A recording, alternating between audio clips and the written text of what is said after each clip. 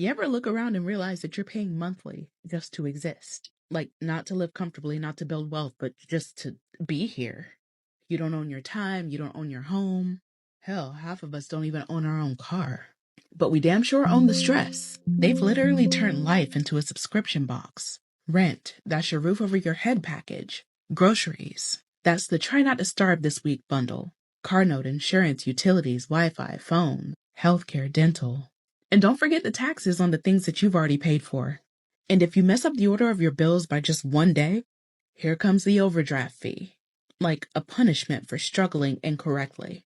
We're not living, we're leasing survival from the same system that profits when we're drowning. And I heard somewhere they want to start charging monthly fees to unlock your car's seat warmers. For real? Is that a thing? Somebody tell me. Because this can't be life. This can't be life. But overall, this isn't just about bills, right? Okay, first off, if you've made it this far in the video, please like, subscribe. It really helps support the channel in a major way. I done a short on this, I believe it was yesterday, but I really wanted to do a deeper dive into this topic because it hits home with literally every American that's living in America, whether you are rich, poor, middle class. It hits home everywhere. And as I was just sitting contemplating and thinking, like literally everything it takes to function or live or get by, you have to pay some type of monthly subscription, some type of monthly fee.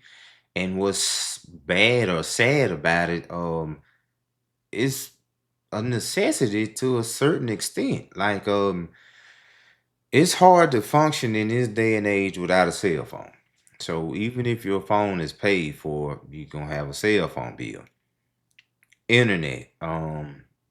You literally have to have internet to function. Computer, work, if you got kids, um, subscriptions for TV.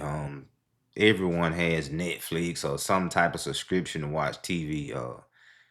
It's when you really sit down and think about it, Americans are slaves to subscriptions.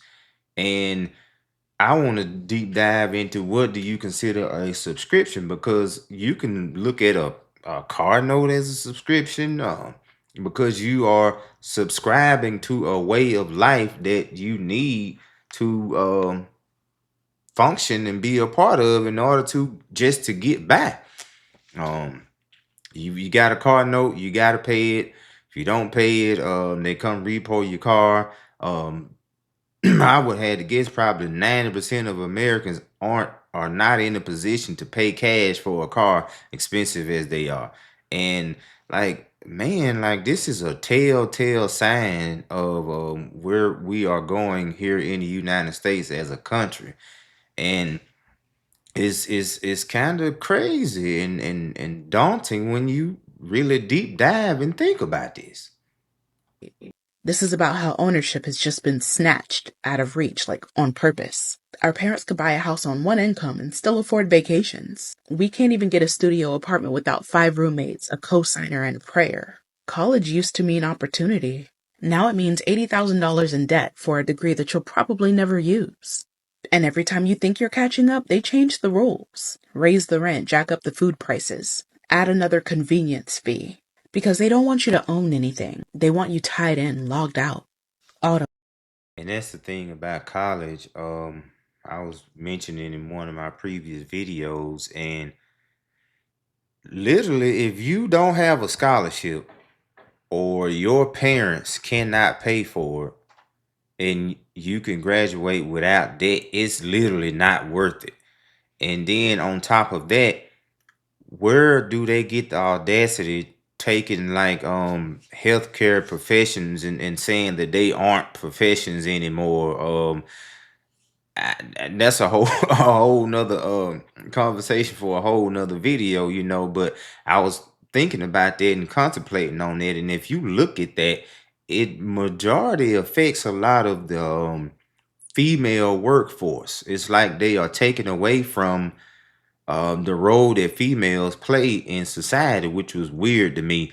And piggybacking on the house, being able to purchase a home back in the 70s, even the 80s, off of one income, and being able to support a family of four and still take vacations, like that's like 80s, even we were coming out in the 90s, but the 70s, and man, those were the golden ages of the United States. And it's sad to say, and it hurts me to say that it's gone. Like it is gone. Like those days are gone. We would never have that level of affordability here in the United States ever again. No drafting. Just comfortable enough to not riot, but never secure enough to exhale. And the wildest part? You start blaming yourself. Like, why can't I get ahead? Why am I always behind? Because you were never supposed to win in a system where surviving comes with a monthly bill. And see, I'm talking directly to you all, my subscribers and the people that watch my videos. And when she made the comment about just comfortable enough not to riot and act up, but spoon feeding Americans just enough to keep them calm.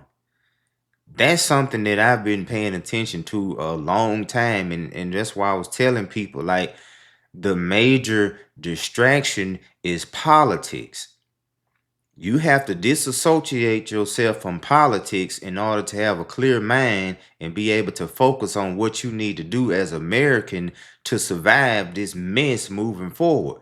But the politics, the left and the right, fussing and arguing with each other, that's enough to mentally take the average American out of the equation and keep them distracted, while both sides, in my opinion, are following the same agenda and serving the same people.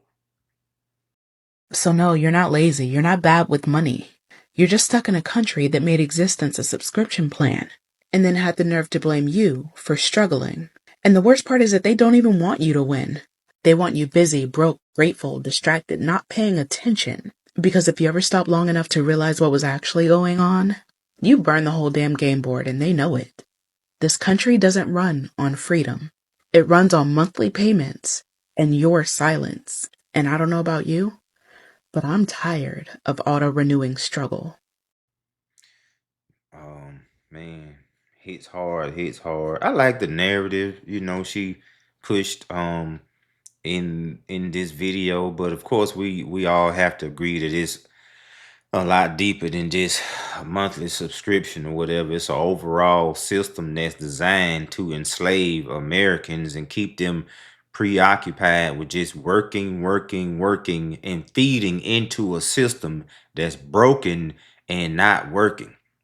Hence the 50-year mortgage. Oh my God. People need to think and pay attention to what's going on. A 30-year mortgage, people don't, well, the average person that's bought a home, no.